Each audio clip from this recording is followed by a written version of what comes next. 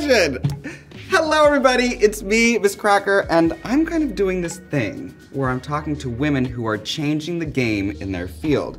And today we're talking to Hayley Hasselhoff. I'm very excited about her. She is what they call a multi-hyphenate. She is an actor, she is a model, she is an editor, she is a podcast host, which same, get into it. And I can't wait to talk to her today. When she gets here, she's gonna Kiki with Cracker. Oh my God. I'm here! My doorman lets anyone in nowadays. No, I just broke through the cactus. How you doing, Hayley? Hi! Welcome to my living room. Oh, I'm so ready to get a Kiki on with you. Yeah, I'm so excited to talk to you. Now, I heard through the grapevine, because you know how we queens are. Of course. That you're willing to try some bold beauty moves today, a bold eye. I mean, if anyone can do it, you can. Okay. Your looks are phenomenal, and I'm just, I love makeup. I love playing around. I'm not one of those people who likes to have it be simple, so if we get the opportunity, let's go bold. Okay, let's go bold. I love that idea. Fun. Let's start with the headline. You're the first curve model on the cover of a Playboy magazine. What does it mean? How do you feel? You know, when Playboy approached me, it was one of those moments where I felt like for curved women, I wanted them to feel seen, heard, valued, and sexy. Yeah. That your body should be something that you celebrate. Mm-hmm. But also, you know, when I was asked to do Playboy as the first curved model, I think it's two things, right? It's amazing for curved women, but it was also during the pandemic. So it challenged my own idea of body acceptance. Yeah. I went over to Paris while they were in lockdown. I couldn't really prep for something like that. Obviously, it was a tastefully nude, beautiful shoot. Yeah. It was shot by the iconic Ellen von Unwerth. Yeah. It was shot with a female gaze. Can we talk about that? Yes. Can we dive into that for a second? I'm gonna dig around on your face. Go. Why is it important that it's a female photographer for this? Because I feel like on set, it was really, I mean, they were so overly protective and wanting to make sure that it was sensual, but really celebrating just the beauty in a woman's body and what it does. Yeah. Doing it from a female gaze, I think it allows for you to feel more comfortable and confident in your skin, but also knowing that it's not something where you are looking to be sexified. It's more about being able to celebrate your body for what it is and what it does. And for me, you know, it really challenged my own, you know, acceptance within my body, and it allowed me to really relook at that. Yeah. And I'm so proud that I get that accomplishment, to look back in time and say during a global pandemic, that was what my body was. Yeah. And I'm able to celebrate it in all the most beautiful ways. And of course, the message that it relayed back to women worldwide was that you are sexy just the way that you are. Right. We are all beautiful. And I think Playboy has always symbolized this idealistic standard of beauty. Right, the bunny, that like specific shape. Yeah, so I think it's wonderful that we're finally breaking that barrier. It could have happened a bit sooner, but I feel really blessed that I was able to be the one to do it. So you're the one that did it. So tell me if you don't mind talking about this. No. You provided your measurements to Playboy, and then when you arrived, is this correct that they didn't have the laundry that you needed and that you had to go to your own collection? Well, okay, I love how you said measurements. That's what turned me off. So when I was like, did I provide my, I'm like, measurements? Where are we going here with measurements? Yeah. God, you say that word, and I'm like, woo! I'm like, where are we, like a modeling agency right now? Right. No, I mean, at the end of the day, I also am a stylist. I work for many different television shows as an on-camera stylist, and I know how hard it is to pull for curve, especially in a tight frame. And thankfully, because I work in that industry, I had so much with me that on the day of the shoot, I was able to wear my own pieces, which made me feel even more sexy and comfortable and grounded in the shoot. As someone who loves clothes, as someone who loves lingerie, what does it feel like to have the industry not provide the sizes that you want? I mean, size inclusivity is something that is so important to me. Some of the brands in which we've all loved and adored still are limiting their size range to a size 18, 16, 18. You can look up. And, you know, that doesn't make somebody feel welcomed or wanted when they're going in and shopping with their friends, especially for somebody who is curved.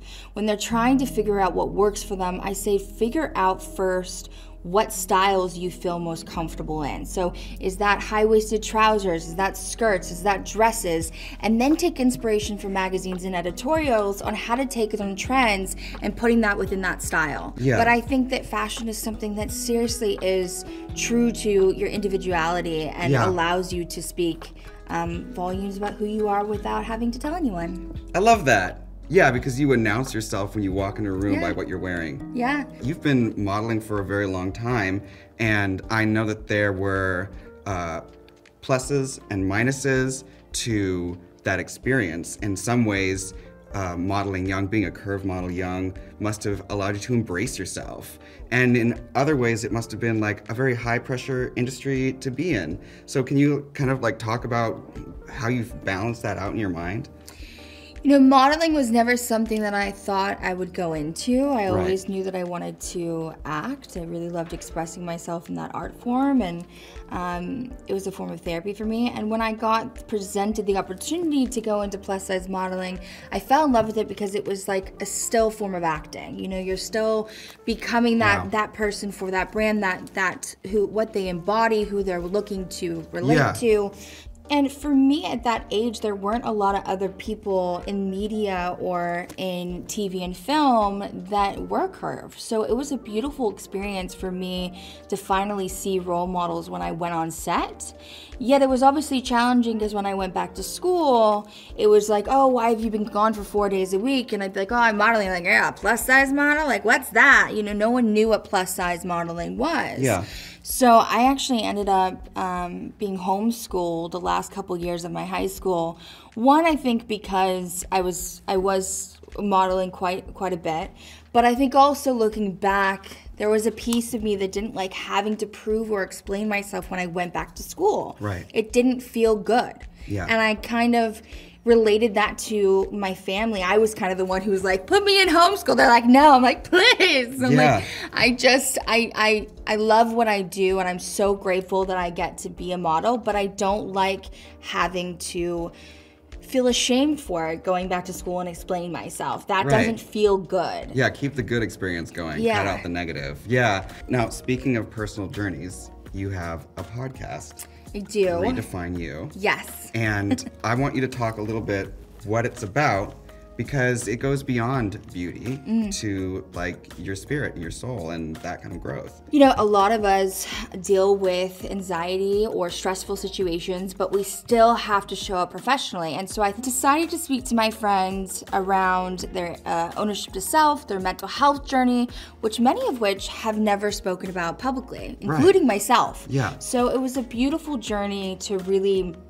hearing people authentically speak about their personal achievements rather than their professional achievements. Yeah, they're like achievements in self-growth. Yes. Yeah. And, you know, identifying where there was a change and a shift in their life, where they really felt grounded in the power of themselves. Yeah.